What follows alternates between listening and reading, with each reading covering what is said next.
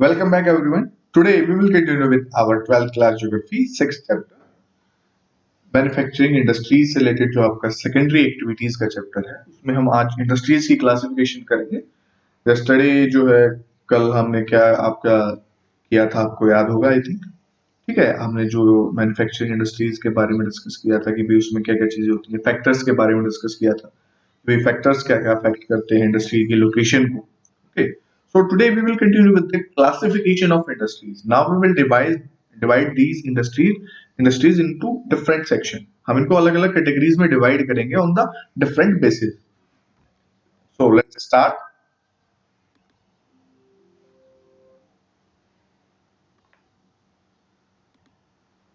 So classification of manufacturing industries. Got it? So in this industries first हम start करते हैं first से आपका industries based on size. Okay, so industries जो है साइज के बेस पे आपकी, ठीक है, the amount of capital invested, number of workers employed and volume of production determine the size of industry. तो जितना कैपिटल उसमें इन्वेस्ट किया गया, जितना पैसा लगाया गया है, कितने वर्कर उसमें काम कर रहे हैं, ठीक है, कितना उन वर्कर्स को काम मिला है और कितना प्रोडक्शन वहां से होता है इंडस्ट्री से, उस इंडस्ट्री से।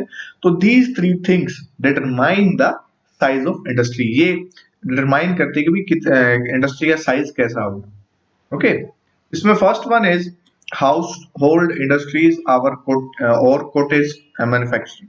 ठीक है, हाउस होल्ड इंडस्ट्रीज या फिर आपके कोटेज मैन्युफैक्चरिंग भी बोलते हैं जिसको।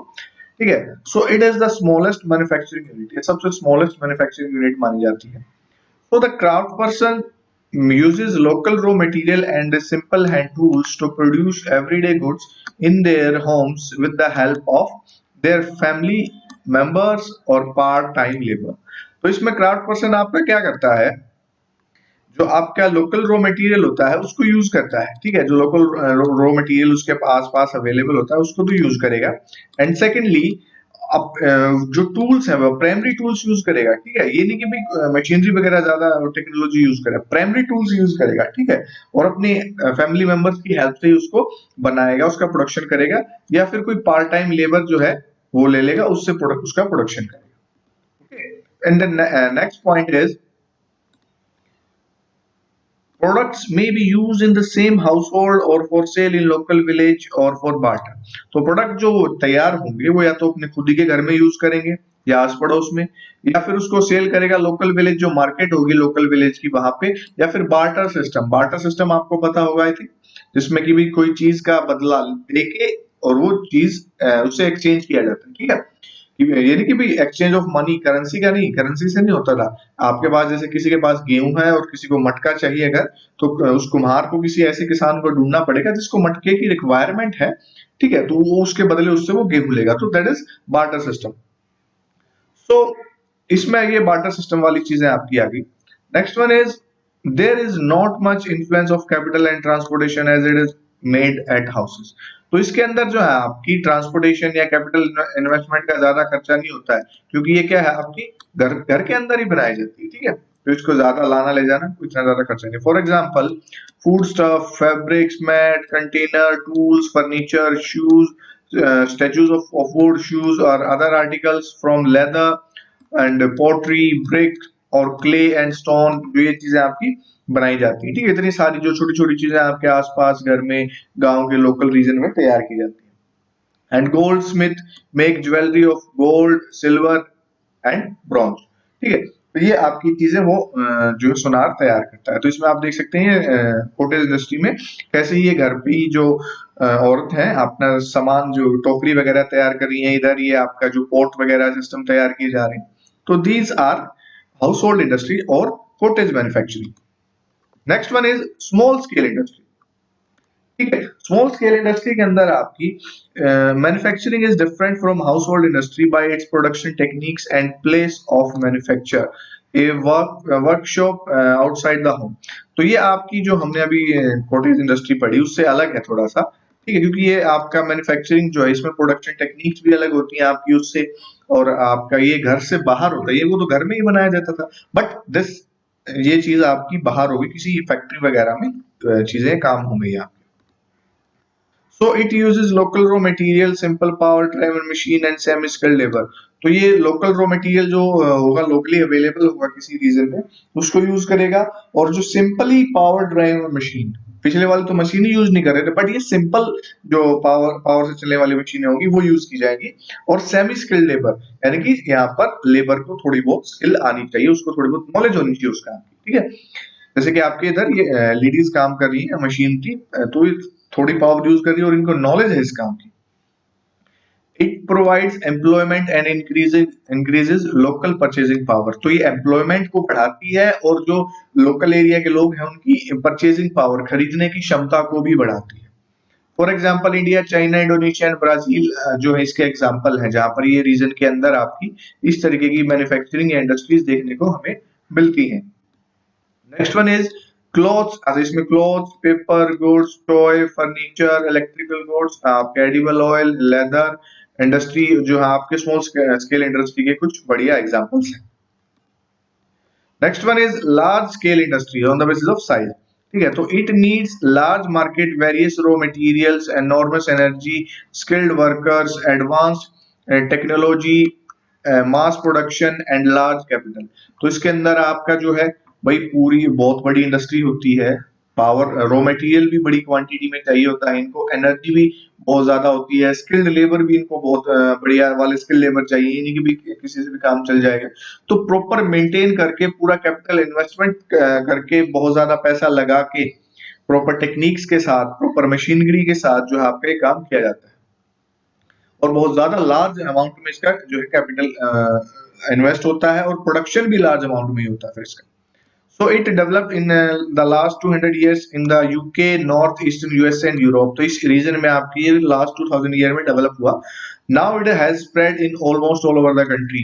बट अब ये जितनी भी कंट्री हैं ऑलमोस्ट सभी देशों में ये फैल चुका है आपका।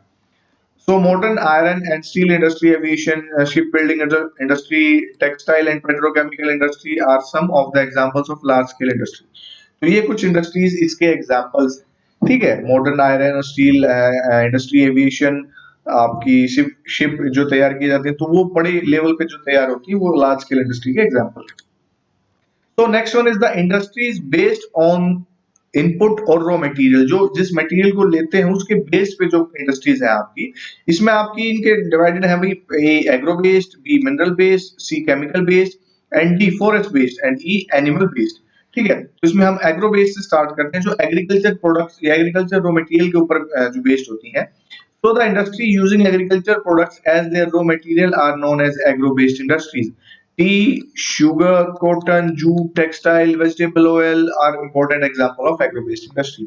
ठीक है, तो जो एग्रीकल्चर से, जो खेत से रॉ मटेरियल उन्हें अवेलेबल होता है, ठीक है, beet, spices, rice, sugar cane, tea, cotton, मतलब कुछ भी जो भी एग्रीकल्चर से खेतों से प्राप्त होगा रॉ मटेरियल, उसके ऊपर जो डिपेंड करती है, these industries are called agro-based industry.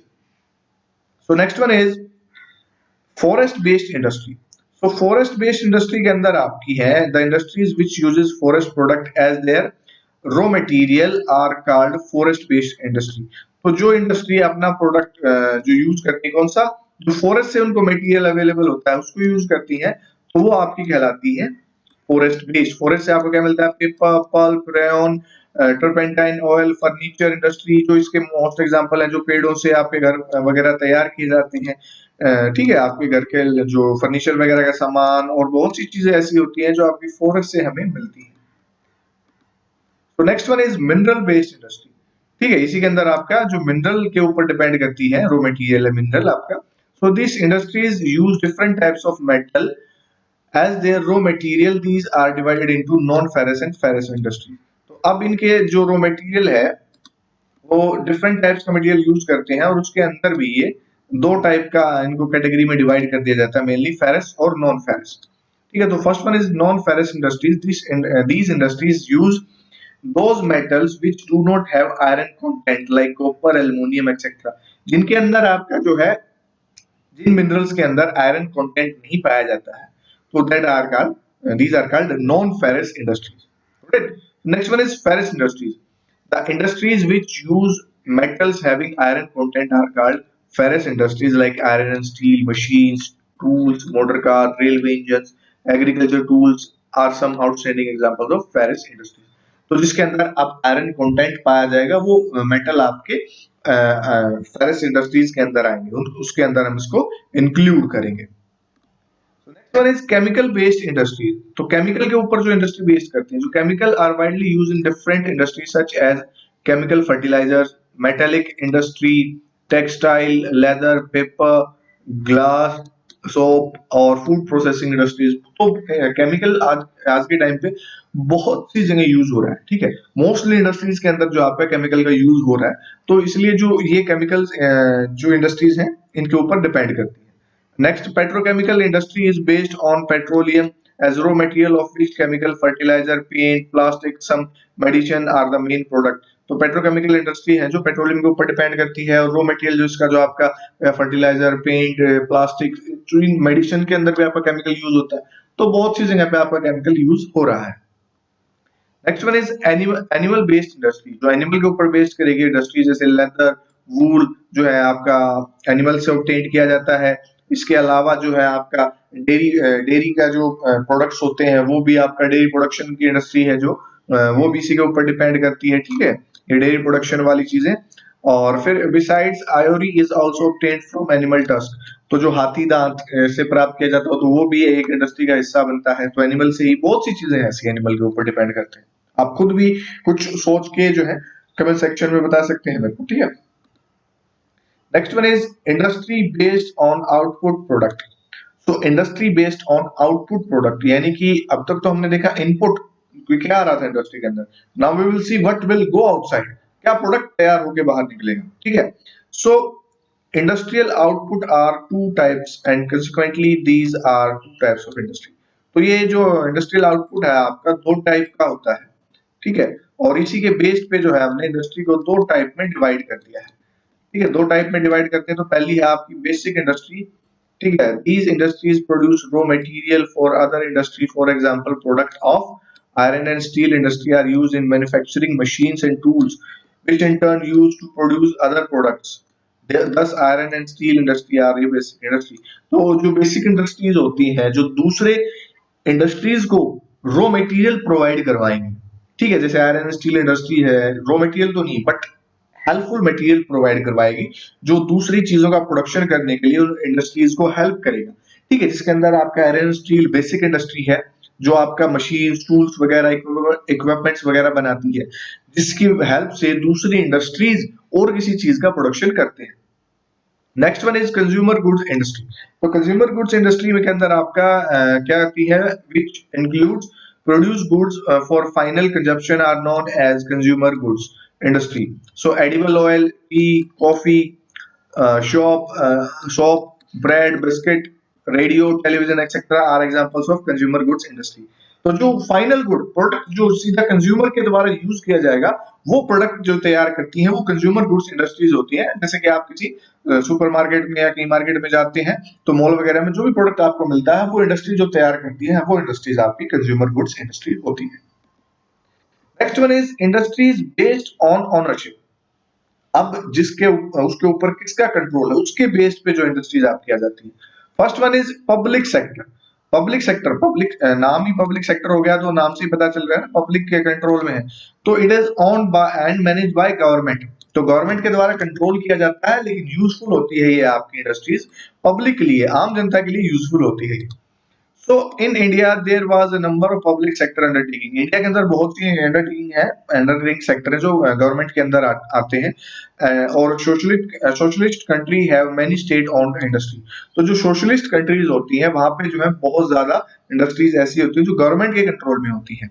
And mixed economy have both public and private sector. और जो मिक्स्ड इकोनॉमीज होती है वहां पे पब्लिक और प्राइवेट सेक्टर दोनों होते हैं। पब्लिक हमने पढ़ लिया, प्राइवेट के बारे में भी हम देखते हैं।